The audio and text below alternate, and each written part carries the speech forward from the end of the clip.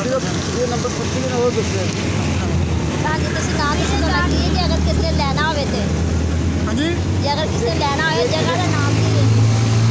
ਅਗਰ ਕਿਸੇ ਨੇ ਲੈਣਾ ਮੰਗਲ ਬਾਜ਼ਾਰ ਸਾਡਾ ਨਾਮ ਲੈ ਕੇ ਆਖੇ ਭਾਈ ਮੰਗਲ ਬਾਜ਼ਾਰ ਟਖਾਈਆਂ ਦਾ ਠੋਖਾ ਦਸਾਈਆਂ ਦਾ ਖੋਖਾ ਮੰਗਲ ਬਾਜ਼ਾਰ ਸਾਡਾ ਨਾਮ ਲੈ ਕੇ ਇਹਨਾਂ ਨੇ ਆਣਾ ਕਿ ਉਦੋਂ ਜਾ ਕੇ ਲੈ ਕੇ ਕਿਤੇ ਕੀ ਤੁਹਾਡਾ ਨਾਂ ਕਿੰਨੇ ਕੀ ਦਵੋਗੇ ਲਿਆਕਤ ਅਲੀ ਲਿਆਕਤ ਅਲੀ ਹਾਂਜੀ। ਤੇ ਸ਼ੱਬਾ ਕਸਾਈ ਅੱਛਾ ਜਵੇ ਕਸਾਈ ਜਵੇਦ ਸਰ ਅਸੀਂ ਕਸਾਈ ਹੁੰਦੇ ਆ ਅੱਛਾ ਪਤਾ ਨਹੀਂ ਕੋਈ ਠੀਕ ਹੈ ਕਿੱਥੇ ਅੱਗੇ ਜਦੋਂ ਆਏ ਮੰਗਲ ਦੇ ਅੰਦਰ ਸਾਰੀ ਗੱਲਾਂ ਬਹੁਤ ਸਾਰੀਆਂ अपना नंबर बोलो 0308 अच्छा 48 30 896 आप लोगों ने नंबर भी सुन लिया और ये है मंगल बाज़ार ये है पाई फिरो तो अगर किसी को भी ज़रूरत हो ना इस चीज़ की